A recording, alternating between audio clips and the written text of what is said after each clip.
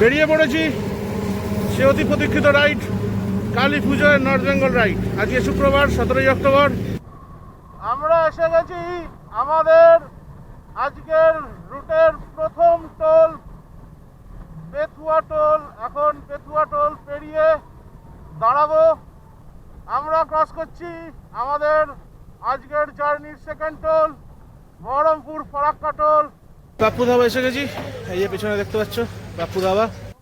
At the last Farakka ব্যারেজে উঠে পড়েছি। আশা করি এরপর পুরোটাই ভালো রাস্তা, অ্যাটলিস্ট ডালখোলা অবধি। আর সেরকম খারাপ রাস্তা পাবো না, তো কিছুটা এগিয়ে গিয়ে বাকিদের জন্য দাঁড়াবো। চলো একটা স্পট খুঁজে দাঁড়ানো যাক।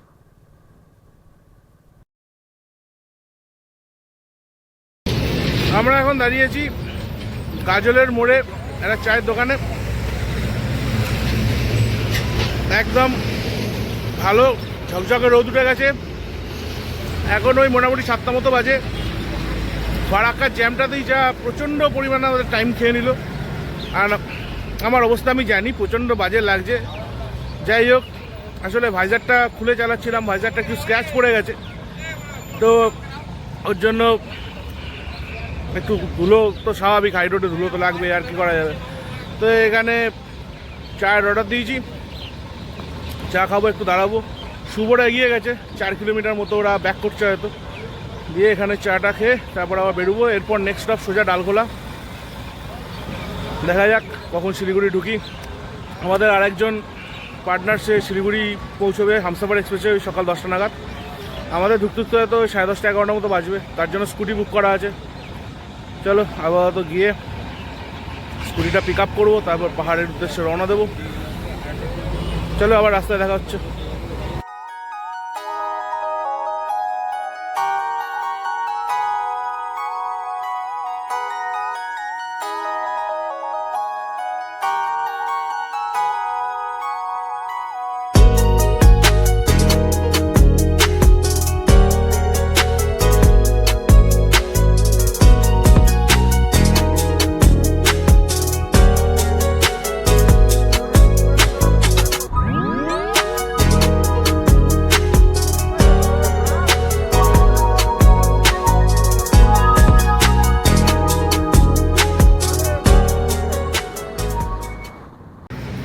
ডালখোলা পেরিয়ে গেছি, গিয়ে এখন কিষানগঞ্জ ঢোকার ঠিক একটু আগে দাঁড়িয়েছি। এই যে পেছনে একটা ধাবা, কিছু খাবো। প্রায় 10টা বাজে। তো দু একজন একটু নতুন এসছে, তো সবাইকে নিয়ে একসাথে যাচ্ছি, একটু তো টাইম লাগবে। যাই হোক, এখানে দেখি কি পাওয়া যায়। বলছে রুটি আছে, রুটি সবজি খাবো, খেয়ে তারপর রওনা দেবো। এখান থেকে শিলিগুড়ি আর ওই 120 কিলোমিটার মতো। আর আমরা তো শিলিগুড়ি থাকবো না, আমরা সোজা যাব মাইরুন। তো মোটামুটি ওই প্রায় নিয়ে যাবো 200 কিলোমিটার মতো টোটাল ডিস্টেন্স হবে। তো দেখা যাক, একটু ফ্রেশ হয়ে নিই, এখানে একটু রেস্ট নেবো, নিয়ে তারপর আবার বেরোবো। আর মোটামুটি রাস্তা বহরমপুরের ওই চত্বরটা একটু খারাপ ছিল দেখেছো, এছাড়া বাকিটা মোটামুটি ভালো। পটলগুলো আছে, পটল নেই বলবো না, আছে, কিন্তু একটু যদি নজর করে চলা যায় কেয়ারফুলি, ওভারঅল রাস্তা ঠিক আছে, ইন গুড কন্ডিশন। এবং কিষানগঞ্জ থেকে ইসলামপুর কী রাস্তা থাকে সেটা দেখাচ্ছি তোমাদের, চলো। এখনও অবধি রাস্তা কোনো সমস্যা নেই, দু একটা গর্ত আছে, একটু আরামসে ছোটো গর্ত কাটিয়ে বেরিয়ে যাওয়া যাবে। কিন্তু সমস্যা হচ্ছে সেটা হচ্ছে ধুলো প্রচুর। লরি বাসগুলো এত রাফ চালায়, ধুলো টুলো প্রচণ্ড রাস্তায়। গাড়ির কন্ডিশনটা দেখো, এই হচ্ছে গাড়ির কন্ডিশন, চারিদিকে পুরো ধুলোয় ধুলো হয়ে গেছে, একদম গাড়ির অবস্থা খারাপ। এটা সৌমর গাড়ি, এই যে সৌমর প্রচুর পয়সা হয়ে গেছে, তেল এখানে ছড়িয়ে দিয়ে গেছে, গলা অবধি ট্যাঙ্ক ফুল করেছে। এর জন্য হয়েছে কি, যেই সাইড স্ট্যান্ডে গাড়ি দাঁড় করিয়েছে সঙ্গে সঙ্গে হড়ার করে তেল বেরোতে শুরু করে দিয়েছে। সবসময় যখন তোমরা ফুল ট্যাঙ্ক করবে কিছুটা ওপরে খালি লাগবে, কারণ ওপরের দিকে একটা এয়ার নজল থাকে, ওর নিচ অবধি ভরা উচিত, যাতে এয়ার প্রেশারটা প্রপারলি ট্যাঙ্কে ফ্লো হয় এবং তেল বাইরে বেরিয়ে না আসে। যাই হোক, এখন হয়ে গেছে, কিছু করার নেই। বাদ বাকি চলো খাওয়া দাওয়া করি, করে আবার রাস্তায় যাব।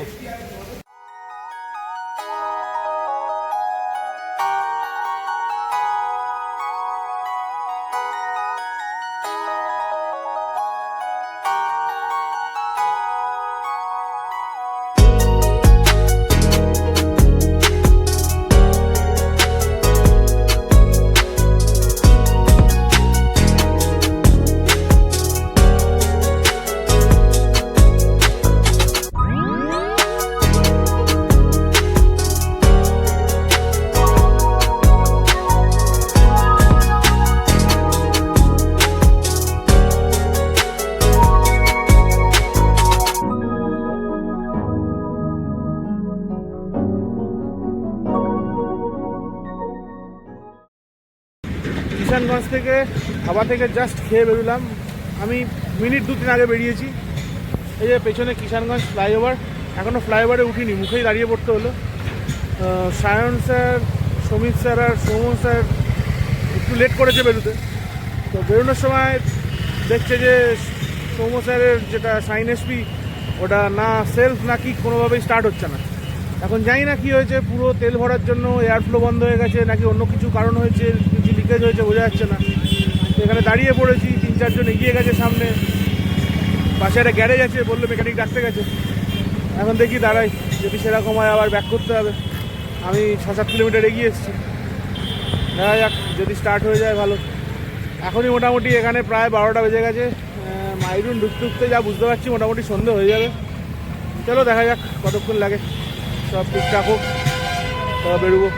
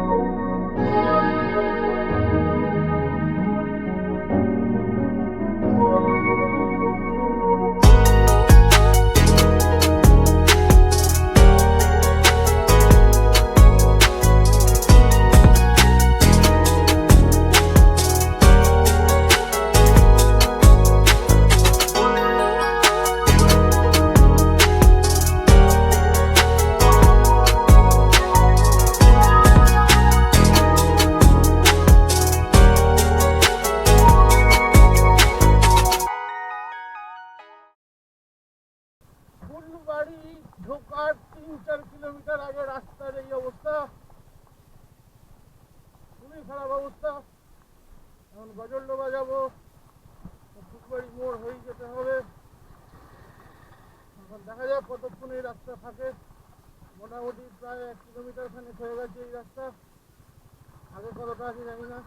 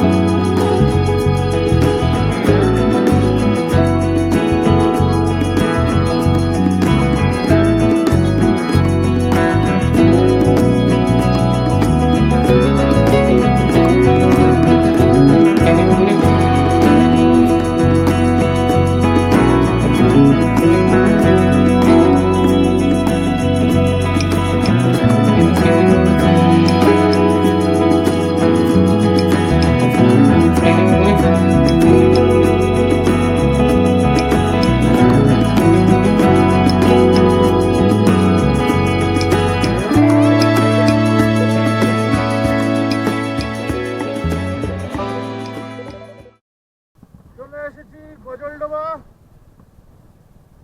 অ্যাকচুয়ালি উচ্চারণটা গাজলডোবা, গজলডোবা না, গাজলডোবা তিস্তা ব্যারেজ। পরপর গেটগুলো রয়েছে, এদিকে ভর্তি জল, আর এদিকটা অনেকটাই শুকনো, অত জল নেই।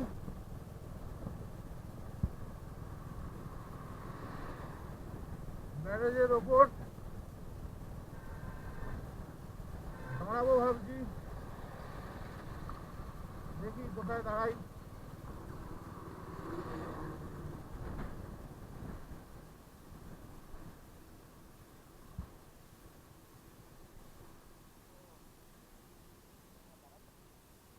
এসে গেছি গাজলডোবা ব্যারেজের ওপর রয়েছি। আওয়াজ বুঝতে পারছি যে শুনতে পাচ্ছ না হয়তো পরিষ্কার করে, কারণ প্রচণ্ড জলের আওয়াজ হচ্ছে। যেখানে দাঁড়িয়ে আছি সেখানে অ্যাকচুয়ালি একটা গেট খোলা আছে, সেখান দিয়ে জল বেরোচ্ছে, তাই এত আওয়াজ। এপাশটা দেখো পুরো ভর্তি জল, এপাশটা পুরোটা প্রচুর জল, কিন্তু এই দিকের পেছনটায় পুরোটা খালি, জলটা এখানে আটকে রয়েছে। আমি ভেবেছিলাম ফুলবাড়িতে ভিডিও করব, কিন্তু ফুলবাড়িতে এত ট্রাফিক ছিল আর অনেকটা লেটেও চলছিলাম, তাই আর ফুলবাড়িতে দাঁড়িয়ে ভিডিও করিনি। আমাদের আরেকজন যে স্যার, পার্থ স্যার, আসার কথা ছিল, এসে গেছে। শিলিগুড়ি থেকে একটা এনটর্ক রেন্ট নিয়েছেন, এখন আসছেন পেছন পেছন। আমি এখানে এসে ওয়েট করছি, আসলে এখান থেকে ওদলাবাড়ির দিকে বেরোবো। এবার যে জলটা বেরোচ্ছে সেটার একটা ঝলক দেখো, কীভাবে কত ফোর্সে জলটা বেরোচ্ছে।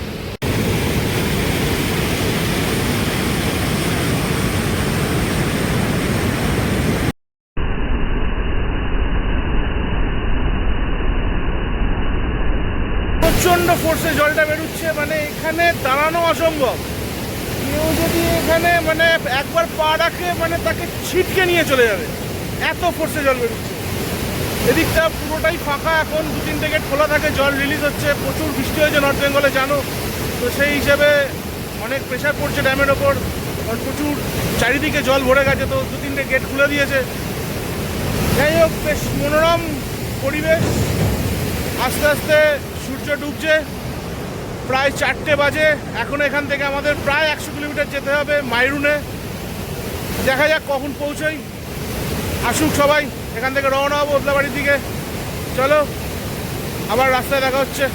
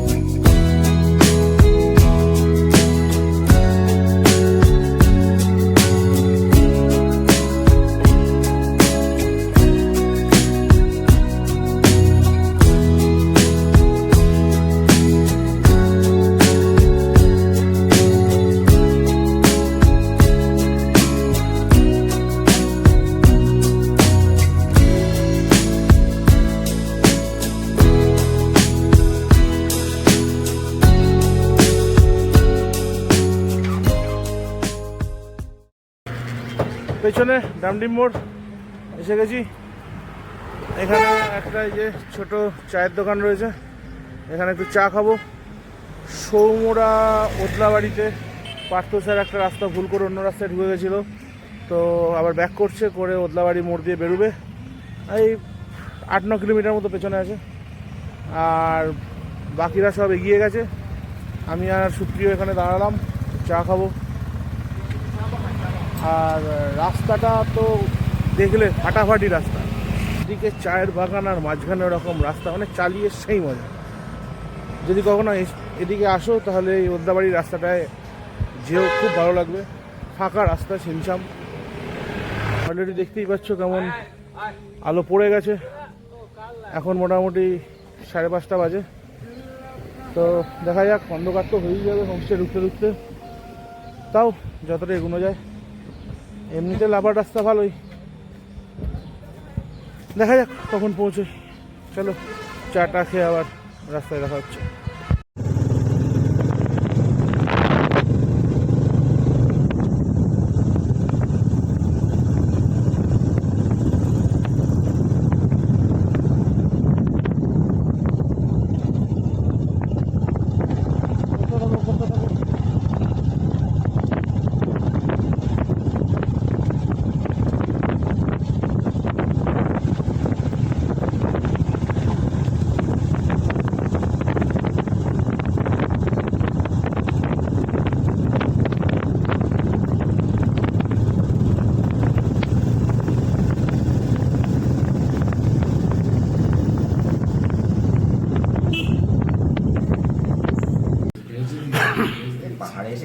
15টা সবে সবে লাভা ঢুকলাম, মোটামুটি রাত 9টা বাজে, হাতটা ছানিয়ে গেছে। তো এখন একটু মোমো আর ব্ল্যাক কফি অর্ডার করেছি, একটু শরীরটা গরম করতে হবে। কয়েকজন পৌঁছে গেছে হোমস্টেতে, আপাতত একটু তাড়াতাড়ি কর, ঠান্ডা হয়ে যাবে। একটু হ্যাঁ মোমোটা ঠান্ডা হয়ে যাচ্ছে, একবার দেখাই। খুব সুন্দরভাবে মোমোটা আমাদের কাছে দেওয়া হয়েছে, দেখো সুন্দর বাঁশের বেতের তৈরি কন্টেনারে করে মোমো এসছে আমাদের গরম গরম, আর কফিটা আসবে। এখনো মোটামুটি আছে প্রায় 17 কিলোমিটার যেতে হবে। চলো খেয়ে দে রওনা দিই, তারপর আবার হোমস্টেতে পৌঁছে বাকিটা কথা হচ্ছে।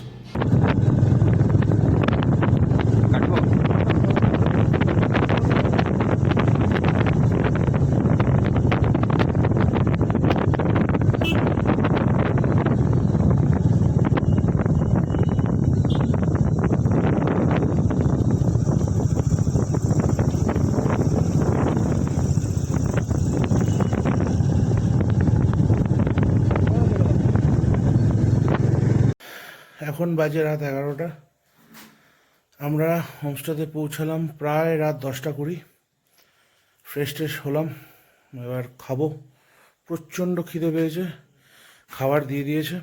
এই যে খাবার দেওয়া রয়েছে, ভাত, ডাল, বাঁধাকপির তরকারি, আলু ভাজা, পাঁপড়, ডিমের কারি। কয়েকজন যারা আগে ঢুকেছে তারা অলরেডি খেয়ে শুয়ে পড়েছে, প্রচণ্ড টায়ার্ড। প্রায় 24 ঘন্টা ধরে রাস্তায় ঘুরে বেড়াচ্ছি। মোরলেস এক্সপিরিয়েন্স ভালো, রাস্তাও ভালো। লাভার রাস্তাটা রিসেন্ট কিছু এই ওয়েদারের জন্য খারাপ হয়েছে, তবে ঠিক আছে, খুব একটা সেরকম প্যাচ নেই। 10-15 মিটার করে একটা প্যাচ একটু খারাপ, বাকি সব ঠিক আছে। আর ওভারঅল এক্সপিরিয়েন্স ভালোই। আপাতত খেয়ে দে ঘুম, কালকে আবার ঋষভ যাব সকালে। এখন তো এখানে তো কিছু ভিউ পেলাম না। আর রাতে লাভার রাস্তার ভিডিও দেখেছো, ক্যামেরা বন্ধ ছিল, কিছুটা বসে মোবাইলে করেছি। যে পিলিয়ন ছিল পার্থ স্যার, পিলিয়ন ছিল পার্থ স্যার করেছে। যাই হোক, ভালোই ঠান্ডা আছে এইখানে। মাইরনে মোটামুটি আমাদের ওদিকে কলকাতায় যেমন টেম্পারেচার থাকে ওরকমই আছে। লাভায় ভালো ঠান্ডা ছিল, ভালো ঠান্ডা ছিল লাভায়। তো যাই হোক, ঋষভ আরও উঁচুতে, প্রায় 8,500 ফুট। ঋষভের ঠান্ডা আরও বেশি হবে, কারণ লাভা 6,500 ফুটের আশেপাশে। তো দেখা যাক কালকে কেমন ঠান্ডা পাই, আর এখানে কেমন কি ওয়েদার, কেমন থাকছে না থাকছে সব কিছু, প্লাস হোটেলটার একটা রুম ট্যুর, কত রেন্ট, সব কিছু কালকে আমি ডিসকাস করে দেবো। আজকে প্রচণ্ড টায়ার্ড হয়ে গেছি, এখন খেয়ে দে সোজা ঘুম একদম। কাল সকালে দেখা হচ্ছে, চলো গুড নাইট।